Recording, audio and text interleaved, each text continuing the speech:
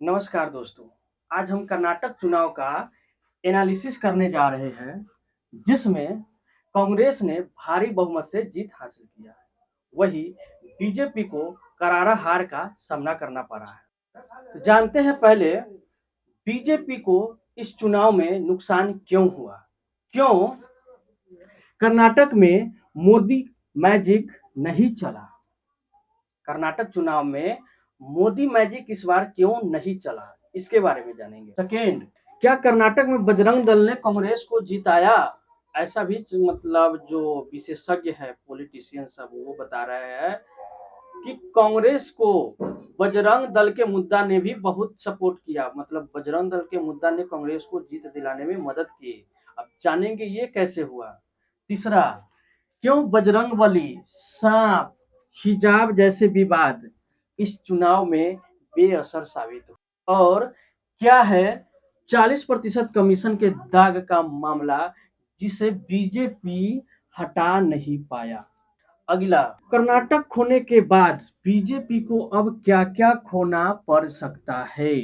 कर्नाटक तो बीजेपी ने खो दिया, अब क्या क्या सुधार करना होगा बीजेपी को, ताकि कर्नाटक के बाद और दूसरा कोई राज्य उसे हाथ से न जाए। तो कर्नाटक खोने के बाद बीजेपी को क्या क्या खोने का डर है, उसे भी जानेंगे। उससे पहले जानते हैं कर्नाटक में सीटों के बारे में, कि किस पार्टी ने कितने सीट हासिल किए, बहुमत के लिए कितनी जरूरत था, तो ये सारा कुछ जानते हैं। तो कर्नाटक में कुल विधानसभा सदस्यों की जो संख्या है, एमएलए की जो टोटल संख्या है, वो है 224, जिसमें 112 किसी भी पार्टी को चाहिए था बहुमत के लिए। कांग्रेस को 135 सीट प्राप्त हुआ, मतलब कांग्रेस ने 135 सीटों पर जीत हासिल किया, जिसे बहुमत के आंकड़ा के लिए 112 या 113 तक ही उसको चाहिए था। तो फुल बहुमत में है कांग्रेस। दूसरे स्थान पर है बीजेपी, जिसे 66 सीट प्राप्त हुआ है। और तीसरे स्थान पर है जेडीएस, जिसको 19 सीट पर जीत हासिल हुआ है, और अन्य पर 4 है। तो ये रहा मतलब 2023 का चुनाव का नतीजा। अब जानते हैं 2018 में किस पार्टी को कितना सीट था, और इस बार किस पार्टी ने कितना सीट खोया है, और किस पार्टी ने कितने सीटों पर और अधिक विजय प्राप्त किया है। मतलब किस पार्टी को फायदा हुआ है और किस पार्टी को कितना नुकसान हुआ है। तो जानते हैं 2018 में कांग्रेस के पास 78 सीट था, जो बढ़ करके 57 सीटों में बढ़ोतरी हुई, 57 सीट में बढ़ोतरी करके 135 पर पहुंचा है। बीजेपी ने 104 सीटों पर जीत हासिल किया था 2018 में, लेकिन इस बार बीजेपी को 38 सीटों का नुकसान सहना पड़ा, और अभी 66 सीटों पर इस बार बीजेपी ने जीत हासिल किया है। वही जेडीएस, जो 2018 में 37 सीटों पर था, इस बार उसको 18 सीटों को होना पड़ा है, और 19 सीटों पर जीत हासिल किया है। यानी जो जेडीएस पिछले बार किंग मेकर था, इस बार भी माना जाता था कि हो सकता है कहीं जेडीएस किंग मेकर बने। मतलब जिस पार्टी के साथ अगर किसी पार्टी को बहुमत प्राप्त नहीं होता, तो जेडीएस उसके साथ गठबंधन करके सरकार बनाने में मदद करता।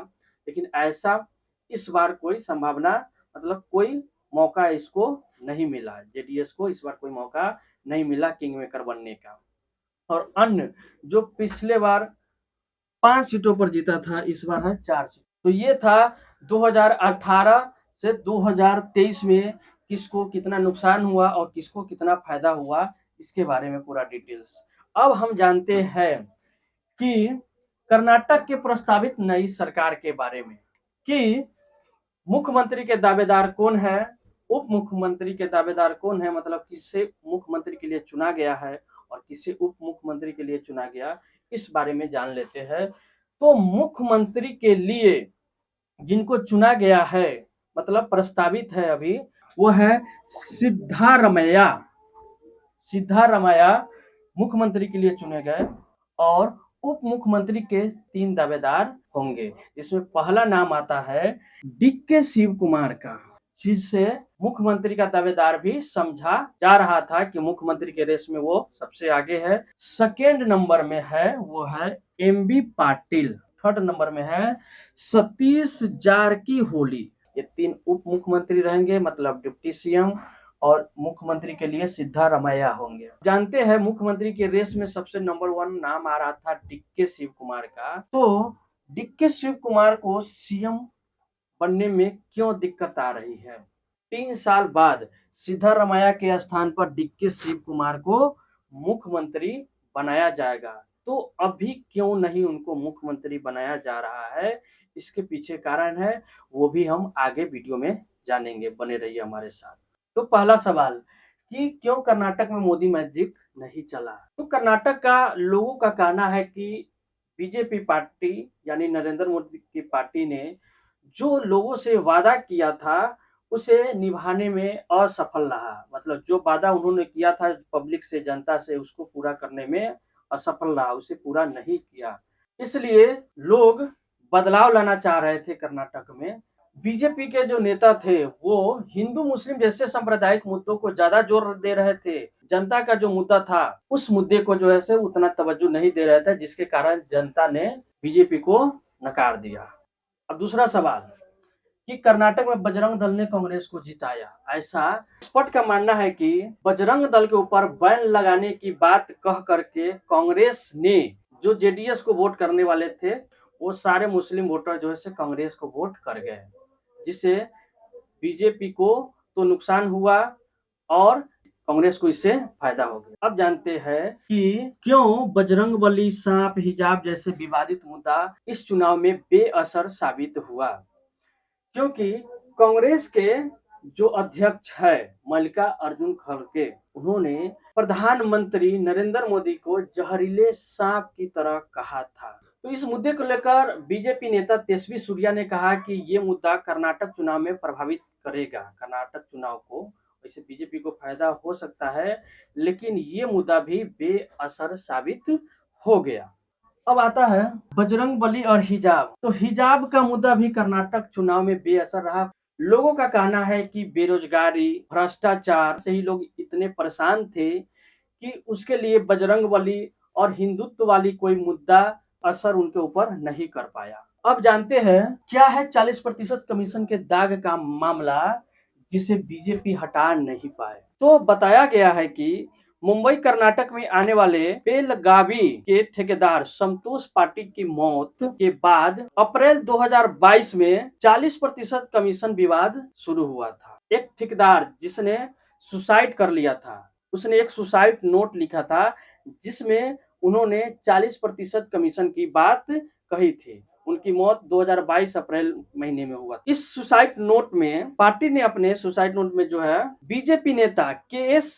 ईश्वरप्पा पर एक सरकारी योजना के लिए 40% कमीशन की मांग की थी। इसका आरोप बीजेपी के नेता के ऊपर लगा था, जिसका नाम है के.एस.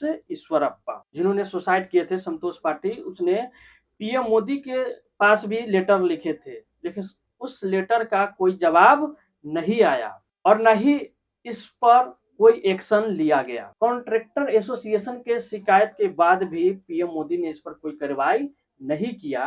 कांग्रेस ने पूरे चुनाव में इस मुद्दे को लेकर हमलावर रहा, जिससे बीजेपी को इस चुनाव में नुकसान उठाना पड़ा। अब कुछ अन्य मुद्दा भी कर्नाटक चुनाव में रहा, जैसे अडानी का मामला हो गया, लव जिहाद का मामला, उसी में द केरल स्टोरी मूवी का भी हो गया, मुस्लिम आरक्षण का हो गया। तो बीजेपी के अध्यक्ष जेपी नड्डा ने अपना घोषणा पत्र जारी किया। इसका थीम था प्रजा की ध्वनि। इसमें मेन पॉइंट की बात करें तो इसमें मेन पॉइंट था प्रत्येक बीपीएल परिवारों को 3 गैस फ्री, मतलब साल में 3 गैस फ्री मिलेगा बीपीएल परिवारों। उसके बाद आधा लीटर दूध देने का वादा किया था। और तीसरा वो है यूनिफॉर्म सिविल कोड, जिसे लागू करने की बात बीजेपी ने कही थी। और ये सारे मुद्दा लेकर के जनता के बीच तो बीजेपी गए, लेकिन जनता ने उसको, मतलब बीजेपी को नकार दिया। तो फिर कांग्रेस ने ऐसा क्या क्या मुद्दा जनता के पास रखा जिसे कांग्रेस को लोगों ने स्वीकार किया।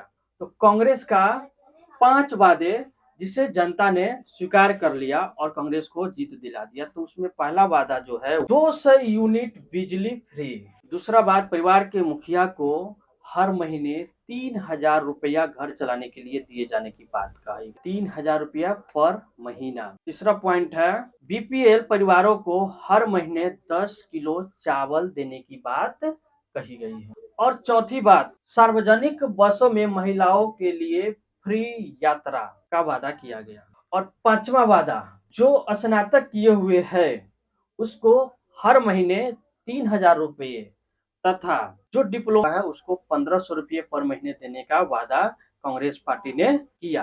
तो ये जो पांचों वादा है अरविंद केजरीवाल के मॉडल से मिलता जुलता है। अब जानते हैं कि बीजेपी को कर्नाटक खोने के बाद क्या क्या खोना पड़ सकता है।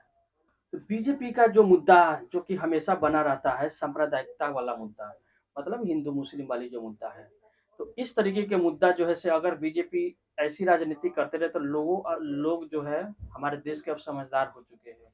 उनके लिए बड़ा मुद्दा होना चाहिए बेरोजगारी, भ्रष्टाचार, महंगाई, ये सारी मुद्दा जो है प्राथमिकता देना चाहिए, चाहे कोई भी पार्टी हो, बीजेपी हो, कांग्रेस हो, आम आदमी पार्टी हो, कोई भी हो। शिक्षा पर, स्वास्थ्य पर, इंफ्रास्ट्रक्चर पर, इस तरीके का मुद्दा अगर देश में कोई भी पार्टी अगर लेकर के आ रहा है, चुनाव लड़ रहा है, जीत रहा है, तब सही है। लेकिन बीजेपी का जो है सांप्रदायिकता हिंदू मुस्लिम वाली मुद्दा, इस मुद्दे से बीजेपी को बचना चाहिए। नहीं तो आने वाले लोकसभा चुनाव 2024 में जो है अगर इसी तरीके से हिंदुत्व वाली मुद्दा चलता रहा तो बीजेपी को अभी तो कर्नाटक खोया है, लोकसभा चुनाव में न जाने और कितना नुकसान हो सकता है।